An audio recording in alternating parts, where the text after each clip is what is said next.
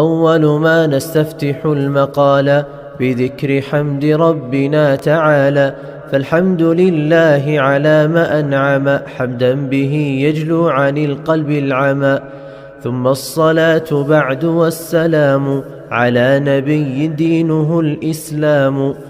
بسم الله الرحمن الرحيم. الحمد لله رب العالمين، والصلاة والسلام على أشرف المرسلين وعلى آله وصحبه أجمعين، أما بعد. اللهم رب اشرح لي صدري ويسر لي أمري واحلل عقدة من لساني يفقه قولي. دروس في الفقه. ആഴ്ചയിൽ ഒരു ദിവസം ഇസ്ലാമിലെ ഫിഖ് പഠിക്കുക എന്നുള്ള ഉദ്ദേശത്തോടു കൂടി ആരംഭിച്ച ദുറൂസുൻ ഫിൽ ഫിഖ് എന്ന സംരംഭത്തിൻ്റെ കീഴിൽ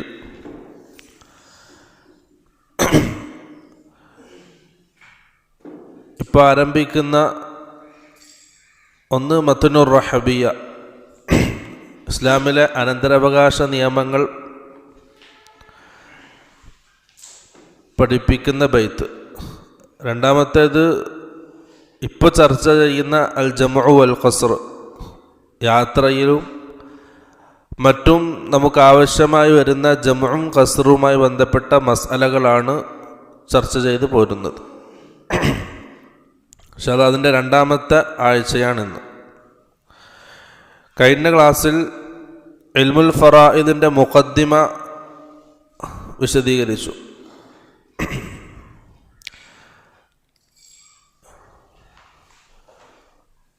ഇന്ന് ആരംഭിക്കുന്നത് റഹബിയയിലെ ബാബു അസ്ബാബിൽ മീറാത്ത്. ഒരാൾക്ക് മറ്റൊരാളിൽ നിന്നും അനന്തരമായിട്ട് സമ്പത്ത് ലഭിക്കാനുള്ള കാരണങ്ങൾ പറയുന്ന ബാബാണ്. ഏതൊക്കെ അടിസ്ഥാനത്തിലാണ് ഒരാൾ മറ്റൊരാളിൽ നിന്നും അനന്തരമെടുക്കുന്നത്? അത് നമുക്ക് ബൈത്ത് നോക്കാം. ബിസ്മില്ലാഹിർ റഹ്മാനിർ റഹീം. അസ്ബാബു മീറാസിൽ വറാ സലാസ കുല്ലുൻ യുഫീദു റബ്ബഹുൽ വിറാസ വഹിയ നികാഹുൻ വവലാഉൻ വനസബ് മാ ബഅദഹുന്ന ലിൽ മവാരീസി സബബ്. അദ്ദേഹം ഇതിൽ 3 സബബുകളാണ് പറയുന്നത്. അസ്ബാബു മീറാസിൽ വറാ സലാസ, ഒരാൾക്ക് മറ്റൊരാളിൽ നിന്നും അനന്തരമെടുക്കാനുള്ള കാരണങ്ങൾ 3 എണ്ണമാണ്. 3 അടിസ്ഥാനത്തിലാണ് മറ്റൊരാളിൽ നിന്നും അനന്തരമെടുക്കാൻ കഴിയുന്നത്. കുല്ലുൻ യുഫീദു റബ്ബഹുൽ വിറാസ, ഈ 3-ൽ ഏതെങ്കിലും ഒരു കാരണമുണ്ടെങ്കിൽ അതിലൂടെ എന്ത് ചെയ്യാം? അദ്ദേഹത്തിന് മറ്റൊരാളെ അനന്തരമെടുക്കാൻ കഴിയും. വഹിയ നികാഹുൻ, ഒന്ന് നികാഹ്, വലാഉൻ, 2 വലാ, അത് വിശദീകരിക്കാം. വലാ, 3 നസബ്. മാ ബഅദഹുന്ന ലിൽ മവാരീസി സബബ്. ഈ ബാബില ബൈത്ത് അവസാനിപ്പിക്കുന്നത് മാ ബഅദഹുന്ന ലിൽ മവാരീസി സബബ്. ഈ 3 അല്ലാത്ത മറ്റ് 4-മത്തൊരു കാരണം ഇല്ല എന്ന് പറഞ്ഞാൽ ഇത് ആദ്യം പറഞ്ഞു. ഷാഫി മദ്ഹബിനെ അടിസ്ഥാനമാക്കിയിട്ടുള്ള ബൈത്തുകളാണ്. മനുഷ്യർ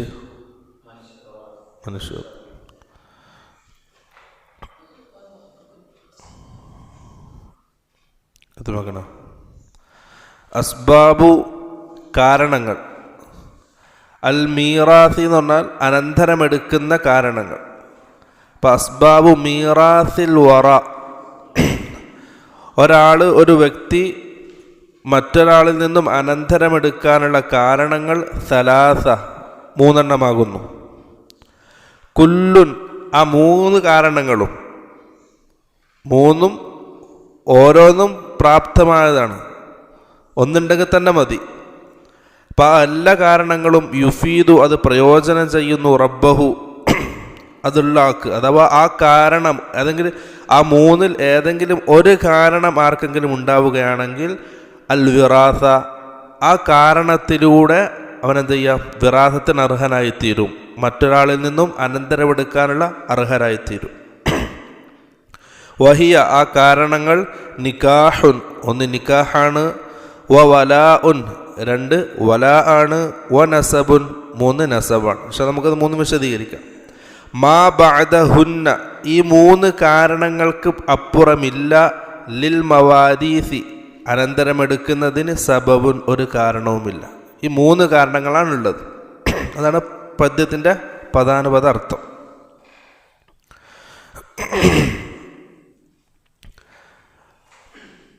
അപ്പം ഉലമാക്കൾക്കിടയിൽ ഇത്തിഫാഖിലൂടെ അവർ യോജിച്ച കാര്യമാണ് ഈ മൂന്ന് കാരണങ്ങൾ, നിക്കാഹ്, വലാ, നസബ്. പിന്നെ മുഖ്തലഫും ഫീഹി ആയ നാലാമത്തൊരു കാരണം ഉണ്ട്, അത് ബൈത്തുൽ മാൽ. പണ്ഡിതന്മാർക്കിടയിൽ ഇഖ്തിലാഫുണ്ട് ബൈത്തുൽ മാലിൻ്റെ വിഷയത്തിൽ. മാലിക്കി മദ്ഹബിൻ്റെ അഭിപ്രായം ബൈത്തുൽ മാൽ നാലാമത്തൊരു കാരണമാണ്. പറയപ്പെട്ട ആരും ഇല്ലെങ്കിൽ, ഈ 25 ആൾക്കാരില്ലെങ്കിൽ അദ്ദേഹത്തിൻ്റെ സമ്പത്ത് പോകുന്നത് ബൈത്തുൽ മാലിലേക്കാണ്. ഷാഫി മദ്ഹബിൻ്റെ അഭിപ്രായ പ്രകാരം ഒരു നാട്ടിൽ ബൈത്തുൽ മാൽ എന്ന വ്യവസ്ഥ ഉണ്ടെങ്കിൽ, ആ വ്യവസ്ഥ ഉണ്ടെങ്കിൽ നാലാമത്തെ കാരണം ബൈത്തുൽ മാലായിട്ട് വരും. ഒരാൾ മരണപ്പെട്ടു, അദ്ദേഹത്തിന് അനന്തരാവകാശികളായിട്ട് ആരുമില്ല, അതിനാണെങ്കിൽ നാലാമത്തെ ഈ സബബ് വെച്ചിട്ട് ബൈത്തുൽ മാലിലേക്ക് സമ്പത്ത് പോകും. ഇനി തലമ, ആ ബൈത്തുൽ മാൽ വ്യവസ്ഥ ആ നാട്ടിലുണ്ടെങ്കിൽ. ഹനഫി മദ്ഹബിലും ഹംബലി മദ്ഹബിൻ്റെയും അഭിപ്രായം ബൈത്തുൽ മാൽ എന്നുള്ളത് നാലാമത്തൊരു സബബായിട്ട് അവർ പരിഗണിക്കുന്നില്ല. ഈ മൂന്ന് പറയപ്പെട്ട സബബുകൾ മാത്രമേ ഉള്ളൂ. ഈ ഹംബലിയും അതുപോലെ തന്നെ ഹനഫി മദ്ഹബിൻ്റെ പ്രകാരം ആരുമില്ലെങ്കിൽ, മാലിക്കി മദ്ഹബിൻ്റെയും ഷാഫി മദ്ഹബിൻ്റെയും അഭിപ്രായ പ്രകാരം ഒരാൾ മരണപ്പെട്ടു, അദ്ദേഹത്തിന് അനന്തരമെടുക്കാൻ ആരുമില്ല, അങ്ങനെയാണെങ്കിൽ അദ്ദേഹത്തിൻ്റെ സമ്പത്ത് എന്ത് ചെയ്യും, ഈ നാലാമത്തെ സബബ് വെച്ചിട്ട് ബൈത്തുൽ മാലിലേക്ക് പോകും. ഹംബലി ഹനഫി മദ്ഹബ് പ്രകാരം ബൈത്തുൽ മാലില്ലല്ലോ അവർക്ക് സബബായിട്ട്. അപ്പോൾ എന്ത് ചെയ്യും, ബാബു റദ്ദ്, ബാബു ദവിൽ അർഹാം എന്ന രണ്ട് മസ്അല അവർക്ക് അധികമാണ്. ചെറിയൊരു ഇഖ്തിലാഫുള്ള വിഷയമാണ് ബാബു റദ്ദും ബാബു മീറാസ് ദവിൽ അർഹാം. ദവിൽ അർഹാം എന്ന് പറഞ്ഞാൽ അടുത്ത കുടുംബക്കാർ. ടോട്ടൽ ഒരാൾ മരണപ്പെട്ട അദ്ദേഹത്തിൻ്റെ അനന്തരാവകാശത്തിന് അവകാശികളായിട്ട് വരുന്നത് 25 പേരാണ്. പക്ഷെ നമുക്കത് വരുന്നുണ്ട് പദ്യത്തിൽ. ആ 25 പേരല്ലാത്ത അടുത്ത കുടുംബക്കാർ, ഉദാഹരണത്തിന് നമ്മുടെ മയ്യത്തിൻ്റെ ഉമ്മയുടെ ഉപ്പ, ജദ്ദുൻ ഫാസിദ് എന്നാണ് അറിയുക, അദ്ദേഹത്തിന് എന്തില്ല, അനന്തരമില്ല. അദ്ദേഹത്തിന് അല്ലാഹു സുബ്ഹാനഹു വ തആല ഖുർആനിലോ റസൂൽ സല്ലല്ലാഹു അലൈഹി വസല്ലം ഹദീസിലോ അദ്ദേഹത്തിന് ഒരു ഓഹരി നിശ്ചയിച്ചിട്ടില്ല. അടുത്ത കുടുംബക്കാരനാണ്, ചിലപ്പോൾ നല്ല ബന്ധമുണ്ടാവും. ഉമ്മാരുപ്പായിട്ട് ചിലപ്പോൾ ആ മയ്യത്തിന് നല്ല ബന്ധമുണ്ടാവും, പക്ഷെ ഉപ്പാരുപ്പായിട്ട് ബന്ധം ഉണ്ടാവൂല. പക്ഷെ കിട്ടലായിരിക്കാം ഉപ്പാരുപ്പാക്കാണ്. അല്ലെങ്കിൽ ഉമ്മാരുപ്പ, ജദ്ദുൻ ഫാസിദ് എന്നാണ് അറിയപ്പെടുക. ഈ ഇൽമുൽ ഫറായിദിൽ ജദ്ദുൻ ഫാസിദ് എന്നാണ് അറിയപ്പെടുക, അഥവാ ഉമ്മാര ഉപ്പ. അടുത്ത ബന്ധമാണ്. ചില കുട്ടികൾക്ക് നല്ല ബന്ധമുണ്ടാവും ഉമ്മാരുപ്പായിട്ട്, പക്ഷെ എന്തില്ല, അനന്തരം എടുക്കൂല, പരസ്പരം അനന്തരം എടുക്കൂല. ജദ്ദുൽ ഫാസിദ്. അല്ലെങ്കിൽ അടുത്തൊരു ഉദാഹരണം, മകളുടെ മകന്, മയ്യത്തിൻ്റെ മകളുടെ മകൻ. ഈ വയസ്സായ ഈ പിതാവിനെ സംരക്ഷിച്ചതും പോറ്റിയതൊക്കെ ആ മകളുടെ മകനായിരിക്കും, പക്ഷെ എന്തില്ല, പരസ്പരം അനന്തരം എടുക്കൂല. അവരാണ് ദവിൽ അർഹാം, അടുത്ത കുടുംബക്കാർ. അഹ്ലുൽ ഫുറൂദിലും അഹ്ലു തഅസീബിലും പെടാത്ത അടുത്ത കുടുംബക്കാർ. ആ കുടുംബക്കാർക്കുള്ളതാണ് എന്ത്, ഈ ബാക്കി വരുന്ന സ്വത്ത്, ഹനഫി മദ്ഹബിലും ഹംബലി മദ്ഹബിലും. ബാബുർ റദ്ദ് എന്ന് വെച്ചാൽ അവരുമില്ല. ഇപ്പോൾ ഒരാൾക്കൊരു മകള് മാത്രമേ ഉള്ളൂ, ഒരാൾക്ക് അഥവാ അതാണ് ബാബു മുമ്പ് പറഞ്ഞത് ബാബു മീറാത്ത് ദവിൽ അർഹാം. ബാബു റദ്ദ് എന്ന് പറഞ്ഞാൽ അഹ്ലുൽ ഫുറൂദിൻ്റെ ആൾക്കാരുണ്ട്, അഥവാ ഖുർആനും സുന്നത്തും നിശ്ചയിച്ച അവകാശികളായിട്ട് ആൾക്കാരുണ്ട്. ആ അവകാശികൾക്ക് അവരുടെ ഓഹരി കൊടുത്തു കഴിഞ്ഞു, എന്നിട്ടും സമ്പത്ത് ബാക്കിയുണ്ട്. എന്ത് ചെയ്യും? രണ്ടാമതും ആ ബാക്കിയുള്ള സമ്പത്തും അവർക്ക് കൊടുക്കും, കണക്കില്ലാതെ കൊടുക്കും. ഇപ്പോൾ ഉദാഹരണത്തിന് ഒരാൾക്കൊരു മകൾ മാത്രമേ ഉള്ളൂ. മകൾ ഒറ്റക്കായാൽ മകളുടെ ഓഹരി അന്നിസ്ഫ്, സമ്പത്തിൻ്റെ നേരെ പകുതി, അത് കൊടുത്തു കഴിഞ്ഞു. മാലിക്കി മദ്ഹബിലും ഷാഫിഈ മദ്ഹബിലും ബൈത്തുൽ മാൽ ഉണ്ടെങ്കിൽ ആ മകൾക്ക് കൊടുത്തു, ബാക്കിയുള്ളത് ആർക്കാണ്? ബൈത്തുൽ മാലിലേക്കാണ്. മറ്റു കൊടുക്കാൻ ദവിൽ അർഹാം കൊടുക്കൂല ആ സമയത്ത്.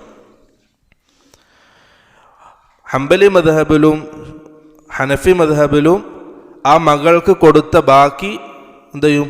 ആ മകൾക്ക് തന്നെ രണ്ടാമതും കൊടുക്കും, ബാബുർ റദ്ദ് എന്ന അടിസ്ഥാനത്തിൽ. അപ്പോൾ സമ്പത്ത് ഫുള്ളാർക്കുള്ളതായി? ആ ഒരു മകൾക്കുള്ളതായി. വീണ്ടും ഫർദിൻ്റെ അഹിറുകാർക്ക് തന്നെ രണ്ടാമതും കൊടുക്കും. അസബക്കാർക്ക് കൊടുക്കേണ്ട ആവശ്യമില്ല, കാരണം അത് അസബക്കാർക്ക് നിശ്ചിത ഓഹരി ഇല്ല, ബാക്കിയുള്ള സമ്പത്ത് മുഴുവൻ അവർക്കുള്ളതാണ്. അപ്പോൾ അസബക്കാർക്ക് ഉണ്ടെങ്കിൽ ബാബു റദ്ദ് വരൂല, ബാബു ദവിൽ അർഹാമും വരൂല. അവിടെ അത് വരുന്നുണ്ട്. അസബക്കാരെന്ന് പറഞ്ഞാൽ മയ്യത്തിൻ്റെ പിതാവിൽ നിന്നും ഉണ്ടാകുന്ന ആണുങ്ങൾ, മയ്യത്തിൻ്റെ പിതാവിലൂടെ ബന്ധങ്ങൾ ഉണ്ടാകുന്ന ആണുങ്ങൾ, അഥവാ ഒന്ന് മയ്യത്തിൻ്റെ ആൺമക്കൾ, പിന്നെ മയ്യത്തിൻ്റെ പിതാവ്, അതുപോലെ തന്നെ മയ്യത്തിൻ്റെ പിതാമഹൻ, ആ ജദ്, അങ്ങനെ പോകും. അതുപോലെ തന്നെ മയ്യത്തിൻ്റെ സഹോദരങ്ങൾ, പിതാവിൻ്റെ മക്കളാണല്ലോ മയ്യത്തിൻ്റെ സഹോദരങ്ങൾ. അതുപോലെ തന്നെ മയ്യത്തിൻ്റെ പിതാവിൻ്റെ സഹോദരങ്ങൾ, അഥവാ മയ്യത്തിൻ്റെ അമ്മ, പിതാവിൻ്റെ സഹോദരൻ അമ്മ, അവരാണ് അഹ്ലുൽ അസബ. അവർക്ക് നിശ്ചിത ഓഹരി അല്ലാഹു സുബ്ഹാനഹു വ തആല നിശ്ചയിച്ചിട്ടില്ല. ബാക്കി അഹ്ലുൽ ഫുറൂദിന് കൊടുത്ത്, അഹ്ലുൽ ഫുറൂദ് എന്ന് വെച്ചാൽ ഖുർആനിലും സുന്നത്തിലും അല്ലാഹു സുബ്ഹാനഹു വ തആല റസൂൽ സല്ലല്ലാഹു അലൈഹി വസല്ലം നിശ്ചിത ഓഹരി നിശ്ചയിച്ചവർ. അവരാരൊക്കെയാണ്? നമ്മുടെ പെമ്മക്കൾ, ഭാര്യമാർ, ഭർത്താക്കന്മാർ, അതുപോലെ തന്നെ സഹോദരിമാർ, പേരക്കുട്ടികൾ, ഉമ്മ. പിന്നെ അസബക്കാരനും അഹ്ലുൽ ഫുറൂദുകാരൻ രണ്ടായിട്ട് വരും. പിതാവും അതുപോലെ തന്നെ ജദ്ദും. ഇവരെന്ത് ചെയ്യും? അവർക്ക് നിശ്ചിത ഓഹരി നിശ്ചയിച്ചിട്ടുണ്ട്. അങ്ങനെ ആരും ഇല്ലെങ്കിൽ അവരെന്ത് ചെയ്യും? അസബക്കാരനാവുകയും ചെയ്യും. ഈ രണ്ട് രീതിയിലും അവർക്ക് എന്ത് ചെയ്യും? ഓഹരികൾ ലഭിക്കുന്ന സാഹചര്യങ്ങളും വരും. അതൊക്കെ നമുക്ക് വിശദീകരിക്കാം, ബൈത്ത് ഉഷാറായിട്ട് വരുന്നുണ്ട്. അപ്പോൾ അസബക്കാരും ഇല്ലെങ്കിൽ ബാബുർ റദ്ദ്, മനസ്സിലായില്ലേ? ബാബുർ റദ്ദ് അത് അഹ്ലുൽ ഫുറൂദിൻ്റെ ആൾക്കാർ മാത്രമേ ഉള്ളൂ. അവർക്ക് നിശ്ചയിക്കപ്പെട്ട ഓഹരി കൊടുത്തു കഴിഞ്ഞു. ബാക്കി സ്വത്തുണ്ടെങ്കിൽ ഹംബലി മദ്ഹബും ഹനഫി മദ്ഹബും പ്രകാരം ബൈത്തുൽ മാൽ ഇല്ലാത്തത് കൊണ്ട് എന്ത് ചെയ്യും? അവർക്ക് തന്നെ രണ്ടാമതും കൊടുക്കും. അതാണ് അർ റദ്ദ്, ബാബുർ റദ്ദ്. ദവിൽ അർഹാമും അവരതാണ്. ദവിൽ അർഹാമിനും കൊടുക്കാനില്ലെങ്കിൽ ബാബുർ റദ്ദ്, അത് അവർ മാത്രമാണെങ്കിൽ. ഞാൻ പറഞ്ഞു ഷാഫി മദ്ഹബ് പ്രകാരമാണ് റഹബിയ എന്ന ബൈത്ത് ഇമാം റഹബി റഹ്മത്തുള്ളാഹി അലൈഹി ക്രോഡീകരിച്ചത്. അതുകൊണ്ട് തന്നെ ബാബുർ റദ്ദും ബാബു ദവിൽ അർഹാമും ഈ രണ്ട് ബാബ് എന്തില്ല? ഈ ബൈത്തിൽ ഉണ്ടായിട്ടില്ല. പിൽക്കാലത്ത് അബ്ദുല്ലാഹിബിൻ ഹസൻ അൽ ഹംബലി റഹിമഹുല്ല, അദ്ദേഹമാണ് ഈ രണ്ട് ബാബും ഇതിലേക്ക് കൂട്ടിച്ചേർത്തത്. 11 ഈ രണ്ട് ബാബിലും 11 വരിയായിട്ട് അദ്ദേഹം ബാക്കി ഇതിലേക്ക് കൂട്ടിച്ചേർത്തു. ബാബുർ റദ്ദും ബാബു ദവിൽ അർഹാമും റഹബിയയിൽ. ഇമാം റഹബി റഹ്മത്തുള്ളാഹി അലൈഹിൻ്റെ ഷാഫി മദ്ഹബ് പ്രകാരം ആയതുകൊണ്ട് ബാബുർ റദ്ദിൻ്റെ ആവശ്യമില്ല, ബാബു ദവിൽ അർഹാമിൻ്റെ ആവശ്യമില്ല. അപ്പം ബാക്കിയുള്ളത് അദ്ദേഹമാണ് അതിൽ ഹംബലി മദ്ഹബാണ് അദ്ദേഹം. ആ രണ്ട് ബാബ് ഇപ്പം റഹബിയൻ്റെ ഭാഗമായിട്ട് അറിയപ്പെടുന്നുണ്ട്. നമുക്ക് സബബുകൾ വിശദീകരിക്കാം. ഒന്നാമത്തെ സബബ് നിക്കാഹ്, അഥവാ സഹീഹായ ഇസ്ലാമിൽ പരിഗണിക്കപ്പെടുന്ന സഹീഹായ നിക്കാഹ്, സഹീഹായ വിവാഹബന്ധം. ഇതിലൂടെ എന്ത് ചെയ്യും? പരസ്പരം ഭാര്യ ഭർത്താക്കന്മാർ പരസ്പരം അനന്തരമെടുക്കും. അത് ഒന്നാമത്തെ കാരണം വിവാഹബന്ധമാണ്. ഇനി ഈ കാരണം ഇല്ലാതാകുന്ന അവസ്ഥകൾ വരുന്നുണ്ട്. വിവാഹബന്ധം ത്വലാഖിലൂടെ വേർപിരിഞ്ഞാൽ അനന്തരമെടുക്കുന്ന വിഷയം വലിയൊരു മസലയാണ്. ത്വലാഖ് രണ്ട് രീതിയിലുണ്ട്. ഒന്ന് അത്വലാഖുർ റജഈ, രണ്ട് അത്വലാഖുൽ ബാഇൻ. ഒന്ന് തിരിച്ചെടുക്കാൻ പറ്റുന്ന ത്വലാഖ്, അതായത് ചെറിയ ത്വലാഖ് എന്ന് പറയും. മറ്റേത് തിരിച്ചെടുക്കാൻ കഴിയാത്ത ത്വലാഖ്, മൂന്നും ചൊല്ലിക്കഴിഞ്ഞ ത്വലാഖ്. അതുപോലെ തന്നെ ഫസ്ഖ്, ഖുൽഅ്, ലിആന് ഇതേപോലുള്ള കാരണങ്ങൾ കൊണ്ടാണ് വേർപിരിയുന്നതെങ്കിൽ അത് ത്വലാഖുൽ ബാഇനായിട്ടാണ് പരിഗണിക്കുക. അവർക്ക് എന്തുണ്ടാവില്ല, അനന്തരമെടുക്കാൻ കഴിയില്ല. ത്വലാഖുർ റജഈ അഥവാ തിരിച്ചെടുക്കാൻ പറ്റുന്ന ത്വലാഖാണെങ്കിൽ അവിടെ മസ്അല, ത്വലാഖ് കഴിഞ്ഞു, ആ സ്ത്രീ ആ ത്വലാഖിൻ്റെ ഇദ്ദയിലായിരിക്കുന്ന സമയത്താണ് മരണപ്പെടുന്നതെങ്കിൽ, ഇദ്ദയിലായിരിക്കുന്ന സമയത്താണ് ഭർത്താവ് മരണപ്പെടുന്നതെങ്കിൽ എന്ത് ചെയ്യും? ഭർത്താവിൻ്റെ സ്വത്ത് ആ ഭാര്യയ്ക്ക് ഓഹരിയായിട്ട് ലഭിക്കും. ഇനി ആ ഇദ്ദയിലായിരിക്കുന്ന സമയത്താണ് ഭാര്യ മരണപ്പെടുന്നതെങ്കിൽ ആ ഭാര്യയുടെ സ്വത്ത് ആർക്ക് ലഭിക്കും? ത്വലാഖ് ചൊല്ലിയ ഭർത്താവിനും ലഭിക്കും. ഇദ്ദയ്ക്ക് ശേഷം ലഭിക്കൂല. ഇദ്ദയിലായിരിക്കുന്ന സമയത്താണ് മരണം സംഭവിക്കുന്നതെങ്കിൽ പരസ്പരം അനന്തരം എടുക്കും. ത്വലാഖുർ റജഈ കേട്ടോ. മക്കൾക്ക് ത്വലാഖ് സംഭവിച്ചാലും മക്കൾ തന്നെയാണല്ലോ. ഇപ്പം ഭാര്യ ഭർത്താക്കന്മാർ വേറെ വരുന്നാൽ മക്കൾക്ക് ഉമ്മയിപ്പാണല്ലോ, അത് മാറൂലല്ലോ ഒരിക്കലും. അവിടെ വിഷയം വരുന്നില്ല. ത്വലാഖിൽ ഭാര്യ ഭർത്താക്കന്മാരുടെ വിഷയം മാത്രമേ വരുന്നുള്ളൂ. പിന്നെ ത്വലാഖുൽ ബാഇൻ, ത്വലാഖുൽ ബാഇൻ സംഭവിക്കുന്നത് ഒന്ന് 3 ത്വലാഖും കഴിഞ്ഞവർ, അവർക്ക് എന്ത് ചെയ്യില്ല, ത്വലാഖ് സംഭവിക്കുന്നതോടുകൂടി തന്നെ എന്ത് ചെയ്യും? പരസ്പരം അനന്തരം എടുക്കൂല. അത് ഇദ്ദയിലാണെങ്കിലും ശരി, ഇദ്ദ കഴിഞ്ഞാലും ശരി, പരസ്പരം അനന്തരം എടുക്കൂല. ഇനി ഫസ്ഖ്, ഖുൽഅ്, ലിആന് ഈ 3 കാരണങ്ങളുടെ എന്ത് ചെയ്യും? ത്വലാഖുൽ ബാഇൻ സംഭവിക്കും, മുഫാറഖ് സംഭവിക്കും. ഖുൽഅ് എന്ന് പറഞ്ഞാൽ ഭാര്യ ആവശ്യപ്പെടുക, ത്വലാഖ് ആവശ്യപ്പെടുക. ഫസ്ഖ് എന്ന് പറഞ്ഞാൽ ശർഈയായ എന്തെങ്കിലും കാരണങ്ങൾ കൊണ്ട് അല്ലെങ്കിൽ മറ്റെന്തെങ്കിലും കാരണം കൊണ്ട് എന്ത് ചെയ്യുക? വിവാഹം ഇല്ലാതാവുക, നമുക്ക് ഭർത്താവ് മുർത്തദാവുക, അല്ലെങ്കിൽ വേറെ എന്തെങ്കിലും നടപടി സ്വീകരിക്കുക, അങ്ങനെ എന്ത് ചെയ്യും? അതില്ല, ആ നിക്കാഹ് ഇല്ലാതാകും. ലിആൻ എന്ന് പറഞ്ഞാൽ പരസ്പരം വ്യഭിചാര ആരോപണം നടത്തിയിട്ട് പരസ്പരം ശാപപ്രാർത്ഥന നടത്തിയിട്ട് വേർപിരിഞ്ഞവർ. അങ്ങനെ ത്വലാഖുൽ ബാഇൻ സംഭവിക്കുകയാണെങ്കിൽ അവർക്ക് എന്തില്ല? പരസ്പരം അനന്തരം എടുക്കാൻ കഴിയില്ല. ഇനി പണ്ഡിതന്മാർ മറ്റൊരു മസ്അല പറയുന്നത്, ഒരാൾ മരിക്കാൻ കിടക്കുകയാണ്, മരണസമയത്ത് അദ്ദേഹം മരണം മുന്നിൽ കാണാൻ, മരണത്തിൻ്റെ എല്ലാ ലക്ഷണങ്ങളും അദ്ദേഹത്തിൽ വന്നു. ആ സമയത്ത് തൻ്റെ സ്വത്ത് എൻ്റെ ഭാര്യയ്ക്ക് ലഭിക്കാൻ പാടില്ല എന്നൊരു ഉദ്ദേശത്തോടു കൂടിയാണ് അദ്ദേഹം ത്വലാഖ് ചെയ്യുന്നതെങ്കിൽ, അങ്ങനത്തെ ഒരു ആരോപണം അവിടെ നിലനിൽക്കുന്നുണ്ടെങ്കിൽ ആ ഭാര്യയ്ക്ക് എന്ത് ചെയ്യും? കൊടുക്കും. ആ ഭാര്യയ്ക്ക് കൊടുക്കും, അദ്ദേഹത്തിൻ്റെ ആ ദുരുദ്ദേശത്തിനെതിരായിട്ട് കൊടുക്കും. അങ്ങനെ ഒരു ആരോപണം നിലനിൽക്കുന്നുണ്ടെങ്കിൽ മാത്രം. ഇതാണ് നിക്കാഹ്. നിക്കാഹിലൂടെ പരസ്പരം ലഭിക്കുന്നവരാരാണ്? ഭാര്യ ഭർത്താക്കന്മാരാണ്. രണ്ടാമത്തത് അൽ വലാ, അടിമ ഉടമസ്ഥ ബന്ധം.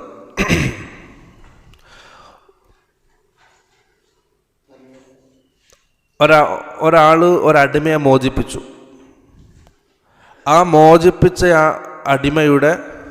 മോചിപ്പിക്കപ്പെട്ട അടിമയുടെ വലാ ആ മോചിപ്പിച്ച ആൾക്കാണ്. ആ മോചിപ്പിക്കപ്പെട്ട അടിമ മരിക്കുകയാണെങ്കിൽ അദ്ദേഹത്തിൻ്റെ ഓഹരി ലഭിക്കാൻ അനന്തരാവകാശികൾ വേറെ ആരും ഇല്ലെങ്കിൽ അദ്ദേഹത്തിൻ്റെ സമ്പത്ത് ആർക്ക് ലഭിക്കും? ഈ മോചിപ്പിച്ച ആൾക്ക് ലഭിക്കും, മൊത്തമായിട്ട് ലഭിക്കും. അദ്ദേഹം അസബക്കാരനായിട്ടാണ് അവിടെ പരിഗണിക്കപ്പെടുക. അസബക്കാരൻ്റെ പ്രത്യേകത ബാക്കിയുള്ള സ്വത്ത് മുഴുവൻ എടുക്കലാണ്. ഇദ്ദേഹത്തിന് എന്ത്, ഈ മോചിപ്പിക്കപ്പെട്ട അടിമക്കാരില്ല, അഹ്ലുൽ ഫുറൂദ് ഇല്ലെങ്കിൽ മൊത്ത സമ്പത്താർക്ക് പോവും? മോചിപ്പിച്ച ആൾക്ക് പോവും. ആയിഷ റളിയല്ലാഹു അൻഹ ഒരാളെ മോചിപ്പിച്ചു, അടിമയെ മോചിപ്പിച്ചു. ആ സമയത്ത് ഒരാളത്തു നിന്നും വാങ്ങി എന്നിട്ട് അടിമനെ മോചിപ്പിച്ചു. അപ്പോൾ ആ വിറ്റ ആൾ പറഞ്ഞു, വലായിൻ്റെ അവകാശം എനിക്ക് വേണമെന്ന് പറഞ്ഞു. തർക്കമായി. വലായിൻ്റെ അവകാശം എനിക്ക് വേണം. അടിമനെ വിൽക്കുകയും ചെയ്തു, എന്നിട്ട് ആ വലായിൻ്റെ അവകാശം ചോദിച്ചു. ആയിഷ റളിയല്ലാഹു അൻഹ റസൂൽ സല്ലല്ലാഹു അലൈഹി വസല്ലം പരാതി പറഞ്ഞു. അല്ലാഹു റസൂൽ സല്ലല്ലാഹു അലൈഹി വസല്ലം പറഞ്ഞു, ഇന്നമൽ വലാഉ ലിമൻ അഅതഖ്. ആരാണോ മോചിപ്പിച്ചത് അവർക്കുള്ളതാണ് വലാ. വലായിൻ്റെ അവകാശം അവർക്കുള്ളതാണ്. അവ മോചിപ്പിക്കപ്പെട്ട അടിമ മരിക്കുകയാണെങ്കിൽ ആ അടിമയുടെ സ്വത്ത്, ആ അടിമ പിന്നെ സ്വതന്ത്രനായല്ലോ. ആ അടിമക്ക് മറ്റാരും ഇല്ലെങ്കിൽ ആ സ്വത്താർക്കും എല്ലാം മോചിപ്പിച്ച ആൾക്ക് പോവും. ഇതാണ് അൽ വലാ ബന്ധം. അത് അത്ര അധികം ഈ കാലഘട്ടത്തിൽ വിശദീകരിക്കേണ്ട ആവശ്യമില്ല. അതാണ് രണ്ടാമത്തെ സബബ്, വലാ ബന്ധം. മൂന്നാമത്തേത് അന്നസബ്, കുടുംബ ബന്ധം. ഈ മൂന്നാമത്തേതാണ് ശരിക്കും നാം പഠിക്കേണ്ടത്, വിശാലമായിട്ട് പഠിക്കേണ്ടത്. കാരണം വിവാഹബന്ധത്തിലൂടെ രണ്ടാൾക്കാർക്കേ ലഭിക്കുള്ളൂ, ഭാര്യ ഭർത്താക്കന്മാർ. അവിടെ കഴിഞ്ഞു. അത് നസബിലൂടെയാണ് അതിന് ധാരാളം അവകാശികൾ വരുന്നത്. നസബിനെ, കുടുംബ ബന്ധത്തെ 3 തരംതിരിച്ചിട്ടുണ്ട്. ഇൽമുൽ ഫറാഇദിൽ കുടുംബ ബന്ധത്തെ 3 തരംതിരിച്ചിട്ടുണ്ട്. ഒന്ന് അൽ ഉസൂൽ. ഉസൂൽ എന്ന് പറഞ്ഞാൽ പിതാവ്, അതുപോലെ തന്നെ പിതാമഹൻ. അതങ്ങോട്ട് മുകളിലോട്ട് എത്രയും പോകും, അൽ ഉസൂൽ. രണ്ടാമത്തേത് അൽ ഫുറൂഅ്, താഴോട്ട് മകൻ, മകൻ്റെ മക്കള്, അതുപോലെ തന്നെ മകള്. മകളുടെ അവിടെ അവസാനിക്കും, മകൻ്റെത് പരമ്പര താഴോട്ട് പോകും. അതാണ് അൽ ഫുറൂഅ്. മൂന്നാമത്തേത് അൽ ഹവാഷി. ഹവാഷി എന്നുള്ളത് സഹോദരന്മാരാണ്. മയ്യത്തിൻ്റെ സഹോദരിമാർ, അതേപോലെ തന്നെ അവരുടെ മക്കൾ, പിന്നെ മയ്യത്തിൻ്റെ പിതാവിൻ്റെ സഹോദരന്മാർ, അവരുടെ മക്കൾ. ഹവാഷിയപ്പെടുന്ന ആൾക്കാർ ഒന്ന് സഹോദരന്മാർ, സഹോദരിമാർ, പിന്നെ സഹോദരന്മാരുടെ മക്കൾ. മയ്യത്തിൻ്റെ ഈ സഹോദരന്മാർ, ഉമ്മ, ഉപ്പ, പിതാവ്, ഭർത്താവ്, ഭാര്യ ഒക്കെ പറയുന്നത് ആരാണ്? മയ്യത്തിൻ്റെതാണ്. ശരിക്കും ആ മസല മനസ്സിൽ തസവ്വുറാണ്. ഈ പറയുന്ന ബന്ധങ്ങളൊക്കെ സ്വന്തത്തെ വെച്ച് ഖിയാസ് ചെയ്യാൻ പാടില്ല, മയ്യത്തിനെ വെച്ച് ഖിയാസ് ചെയ്യണം, അല്ലെങ്കിൽ വലിയ അബദ്ധങ്ങൾ സംഭവിക്കും. അപ്പം മയ്യത്തിൻ്റെ സഹോദരന്മാർ, അവരുടെ മക്കൾ, അതുപോലെ തന്നെ മയ്യത്തിൻ്റെ സഹോദരിമാരുടെ മക്കൾ പെടൂല, ദബിൽ റഹ്മാൻ. പിന്നെ മയ്യത്തിൻ്റെ പിതാവിൻ്റെ സഹോദരന്മാർ, അഥവാ ഇദ്ദേഹത്തിൻ്റെ ആരായി വരും? അമ്മായിട്ട് വരും, മയ്യത്തിൻ്റെ അമ്മായിട്ട് വരും. മയ്യത്തിൻ്റെ പിതാവിൻ്റെ സഹോദരന്മാർ, ആ സഹോദരന്മാരുടെ മക്കൾ. അവിടെ സഹോദരന്മാർക്കില്ല, സഹോദരിമാർക്കും അവിടെ മക്കൾക്കും ഇല്ല. അമ്മത്തിനില്ല, അമ്മിന് മാത്രമേ ഉള്ളൂ.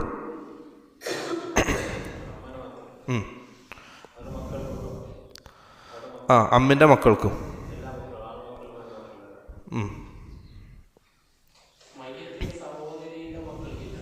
ഇല്ല. അതായത് മകളാണെങ്കിൽ മകളുടെ അവസാനിച്ചു, സഹോദരനാണെങ്കിൽ സഹോദരിയിൽ അവസാനിച്ചു. കാരണം മക്കൾ ചേർക്കപ്പെടുന്നത് പിതാവിലേക്കാണ്. ഈ എൻ്റെ സഹോദരിയുടെ മക്കൾ എന്നുള്ളത് വേറെ ആരുടെയോ മക്കളാണ്. എൻ്റെ സഹോദരി പ്രസവിച്ചു എന്നേ ഉള്ളൂ. അവിടത്തേക്ക് സ്വത്ത് പോയാൽ വേറൊരു കുടുംബത്തിലേക്ക് സ്വത്ത് പോയി. ഇസ്ലാമിക അടിസ്ഥാന പ്രകാരം ഒരു മയ്യത്തിൻ്റെ സ്വത്ത് അദ്ദേഹത്തിൻ്റെ കുടുംബത്തിൽ മാത്രം കറങ്ങിത്തിരിയൂ. ഒരാളുടെ സ്വത്ത് അദ്ദേഹത്തിൻ്റെ കുടുംബത്തിൽ മാത്രമേ കറങ്ങിത്തിരിയുള്ളൂ, വേറെ പുറത്തേക്ക് പോകില്ല. ഇനി നമ്മുടെ ഉമ്മാൻ്റെ ഉപ്പ, അവിടത്തേക്ക് സ്വത്ത് പോയാൽ വേറെ കുടുംബത്തിലേക്ക് എത്തി. കാരണം മക്കൾ ഉപ്പയിലേക്കാണ് ചേർക്കപ്പെടുക. അപ്പോൾ ഒരാളുടെ മയ്യത്തിൻ്റെ ഉമ്മ പിന്നെ ആടെ നിന്ന് അങ്ങോട്ട് പോകില്ല, മയ്യത്തിൻ്റെ ഉപ്പയിലേക്കാണ്, ഉപ്പയുടെ ഉപ്പാരുപ്പയാണ് ഒരാളുടെ പരമ്പര. അപ്പോൾ ഈ പരമ്പര തെറ്റിയിട്ട് എന്ത് ചെയ്യും? സ്വത്ത് പോവും. നമ്മുടെ പോലെ കുറച്ച് സ്വത്തുള്ളവർക്കൊന്നും അത് വലിയ പ്രാധാന്യം കാണൂല. വലിയ സ്വത്തിൻ്റെ ഉടമകൾക്കാണ് അത് വലിയ പ്രശ്നങ്ങളായിട്ട് വരിക. പിന്നെ പരമ്പരമായിട്ട് പിന്നെ കാലങ്ങളോളം യുദ്ധം ചെയ്യേണ്ടി വരും പരസ്പരം സ്വത്തിന് വേണ്ടിയിട്ട്. അപ്പോൾ നസബിനെ 3 തരംതിരിച്ചു: അൽ ഉസൂല്, ഫുറൂഅ്, ഹവാഷി. ടൈമായ